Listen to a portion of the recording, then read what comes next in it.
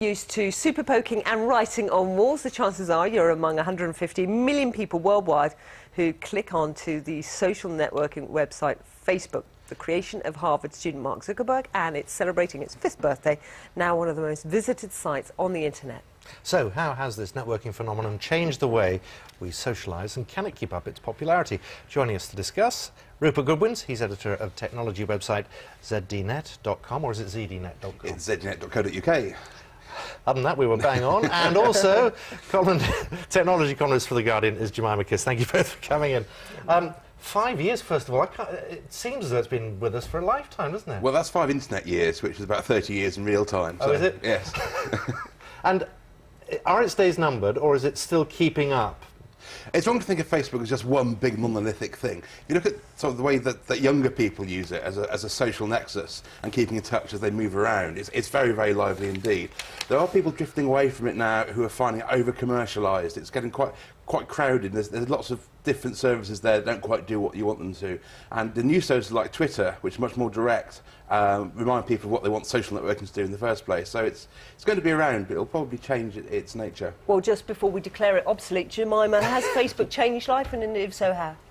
Well, I think what Facebook would want you to think is that they've mapped the social graph. So they've created an online map, if you like, of all our real-world relationships, which is a fascinating idea. And to do that, they've created a very safe, supportive structure for people to communicate with other people. But they've also created an information overload. And all of us are struggling to deal with the amount of information that's on Facebook, videos and photos and updates. And this morning I saw that 2 of my friends had broken up on Facebook. That might be a bit too much information. Yeah, because do you then feel obliged to get in touch with them both and say how sorry you feel and all that kind of thing, and they might make up the day after? Well, probably, yes. I think it's a mistake to think that Facebook replaces real-world interaction, because it's great if you've got friends abroad, if you've got friends in Australia and things. It can be very powerful. In terms of those who use Facebook, if you're saying, look, it has had its day, what will happen to all that information? That's a very good question. It's not clear who owns that information either. So it's all sitting there, it's all part of that. There was a rumour a while back, which didn't turn out to be the case, that the Church of Latter-day Saints was going to buy Facebook and use all the interconnecting information to map out people's families, because they're very genealogically based. Now, that didn't happen. But it gives you a feel for how much power there is in whoever owns that information. If Facebook does change or get sold or stops working, that may move into other hands. So it's a very interesting question, and one that nobody's been able to answer yet. And what about the corporate aspect of it all? Because, you know, obviously a lot of these social networking websites get bought up by the big companies. Well, the trouble is, if you do that, you then try and commercialise it. You break what works there. A social networking thing, you don't have to belong to it. It has to be a pleasant experience for you. Otherwise, you and your friends will leave and go somewhere else. Like that. That's what the internet does. So if you over-commercialise it, it becomes a bad place to be. Again, look at the competitors like Twitter. They've got no commercial model whatsoever. How can they survive? We don't know. It's a very difficult path, and again, as always on the internet, we're making this up as we go along. And it's essential for any of these sites eventually. They need to make money, don't they? Well, absolutely, and this is the really big challenge for Facebook. When they've tried to do things like Facebook Beacon, which was taking that very rich demographic information and passing it on in a way that could be commercialised, people were very, very sensitive about it, because they invest a lot of time and energy in curating their own personal spaces, and they feel like they own it. Facebook has had, I think, just over $500 million of investment so far.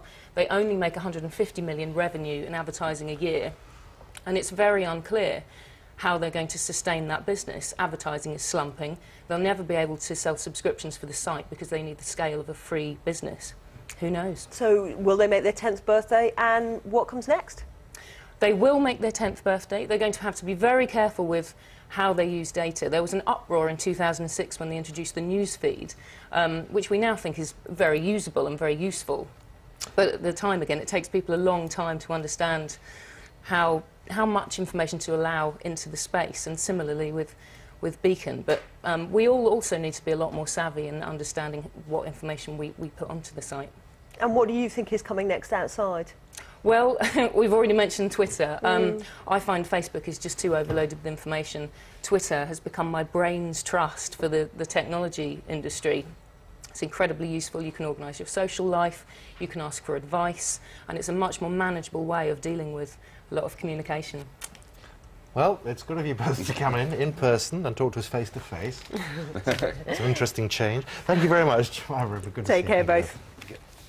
Now, just as we were talking there, we're getting some information in from the BBC press office. This is about the Carol Thatcher comments in the green room of the One show about a tennis player. Now, the BBC